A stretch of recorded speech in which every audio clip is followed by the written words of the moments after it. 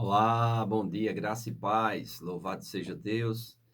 Continuando a série de comentários, chegamos a 1 Timóteo capítulo 3, né? E as qualidades dos ministros e a respeito também da falsa doutrina. É interessante como Paulo, nas suas cartas, estava o tempo todo corrigindo a respeito da questão doutrinária. Amém? Por quê? As nossas crenças, elas são fundamentais na nossa tomada de decisão. E uma decisão errada vai nos levar ao caminho errado. Amém? Uma decisão certa vai nos levar ao caminho certo. Lembrando que o caminho certo ele é o caminho estreito. É o caminho mais difícil. Nem sempre é o caminho mais fácil. O caminho fácil, largo, é o caminho que conduz à perdição. O estreito e apertado é o que conduz à salvação. Amém? O que é que nós estamos buscando? Né? Nós estamos buscando a salvação. Ninguém está buscando a perdição. Mas para se alcançar essa sabedoria, para se alcançar essa salvação, se faz necessário tomar decisões sábias, inteligentes. Então, Mie Palma, ele fala aqui no livro, né, do capítulo 3, do verso 1 ao 3, as qualidades necessárias para os ministros. As igrejas locais do tempo de Paulo eram administradas por um grupo de presbíteros, ou bispos, em vez de um pastor. Esta forma de administração, evidentemente, era melhor para aqueles dias. Mais tarde, um dos presbíteros foi nomeado para governador sobre os demais.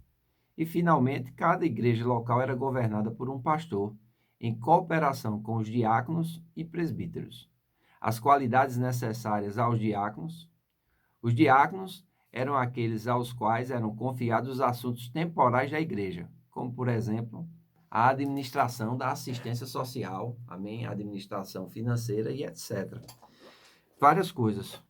Hoje em dia, né, pelo governo que nós temos na nossa igreja local, o pastor, juntamente com a diretoria e juntamente com alguns líderes, ele acaba sendo o administrador, o conselheiro, né?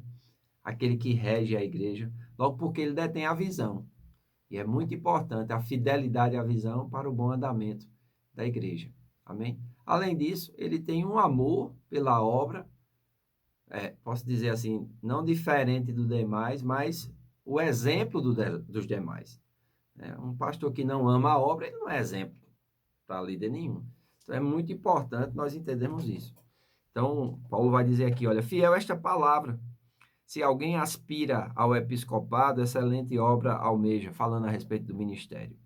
Porém, é necessário que o ministro seja irrepreensível, esposo de uma só mulher, temperante, sóbrio, modesto, hospitaleiro, apto para ensinar, não dado ao vinho, não violento, porém cordato, inimigo de contendas, não avarento, e que governe bem a própria casa, que anda os filhos sobre disciplina, pois com todo respeito, pois se alguém não sabe governar a própria casa, como cuidará da igreja de Deus? Né? Isso está entre parênteses, porque não existia no texto original, mas é exatamente essa a proposta de Paulo. Como é que você vai governar, né, várias casas, várias famílias, se você não tem condição de governar nem a sua? Então é bom você ter sabedoria sobre a sua casa. Versículo 6. Não neófito, ou seja, um novinho na fé, né, uma pessoa que recém-convertida, ou uma pessoa que não tem muita sabedoria e não cresceu espiritualmente, para que não para não suceder que se ensoberbeça e incorra na condenação do diabo. Pelo contrário, é necessário que ele tenha bom testemunho dos de fora, a fim de não cair no opróbrio e no laço do diabo. Semelhantemente, quanto aos diáconos, é necessário que sejam respeitáveis, de uma só palavra, não inclinados a muito vinho, não cobiçosos de sorte e da ganância, conservando o ministério da fé com a consciência limpa. Também sejam esses primeiramente experimentados e, se mostrarem irrepreensíveis, exerçam o diaconato. Da mesma sorte, quanto às mulheres, é necessário que elas sejam respeitáveis, não maldizentes, temperantes e fiéis em tudo. O diácono seja marido de uma só mulher e governe bem seus filhos e sua própria casa, pois os que desempenharem bem o diaconato alcançam para si mesmo justa preeminência e muita intrepidez na fé em Jesus Cristo. Veja que coisa tremenda, né? Que coisa maravilhosa. Então, antes que o ministro passe a liderar, né, a multidão ou os crentes para ministrar e corrigi-los, ele deve ser irrepreensível. Isso não quer dizer que ele vai ser uma pessoa perfeita, porque isso não existe. Mas alguém contra quem não se possa acusar de ter agido mal. Esposo de uma só mulher, literalmente, né? O ministro deve ser homem de uma mulher. Embora a frase, obviamente, proíba a poligamia, não é o único aspecto. O pensamento dominante é a fidelidade monogâmica. Isto é, o bispo ou ministro deve ser um marido fiel. Para alguns, a frase pode referir-se à proibição do casamento após o divórcio, mas a principal preocupação de Paulo é a conduta potencial do bispo como marido no momento de sua candidatura ao cargo. Ele deve exemplificar os princípios ensinados por Paulo lá em Efésios capítulo 5, do versículo 25 até o 33, que fala sobre os deveres domésticos, no que se diz respeito a ser cheio do Espírito Santo. Amém? Então, é muito interessante entendermos essas qualificações estabelecidas para os ministros, ou seja, o sucesso ou o fracasso em administrar a casa indica também a capacidade ou incapacidade, né, de tratar com sucesso e bem-aventurança a administração da igreja. Então, é muito importante nós entendermos isso. Amém, irmãos? Então, dando continuidade, a igreja de Deus, ela é a coluna e o baluarte da verdade. Amém? E Paulo vai mostrar aqui o grande mistério da piedade. Versículo 14. Escrevo-te estas coisas esperando em ver-te em breve, para que, se eu tardar, fique ciente de como se deve proceder na casa de Deus, que é a igreja do Deus vivo, coluna e baluarte da verdade. Evidentemente, grande é o mistério da piedade. Aquele que foi manifestado na carne, foi justificado em espírito, contemplado por anjos, pregado entre os gentios, crido no mundo e recebido na glória. Esse é o nosso Senhor Jesus Cristo. Amém? A função da igreja é apoiar e transmitir ao mundo a verdade que Deus revelou. Paulo delineia aqui o conteúdo da verdade.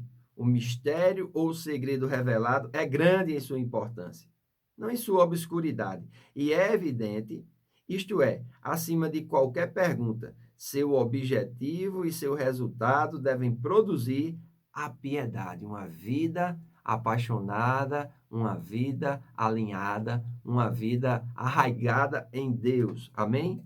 A construção nítida do resumo de Paulo sugere que ele pode estar citando um antigo hino ou confissão do credo, falando a respeito do nosso Senhor Jesus Cristo. Amém? Então, é muito importante nós atentarmos para isso e entendermos isso. Amém? Então, o propósito das instruções de Paulo é mencionado nos versículos que foram a chave da epístola, os 14 e 15.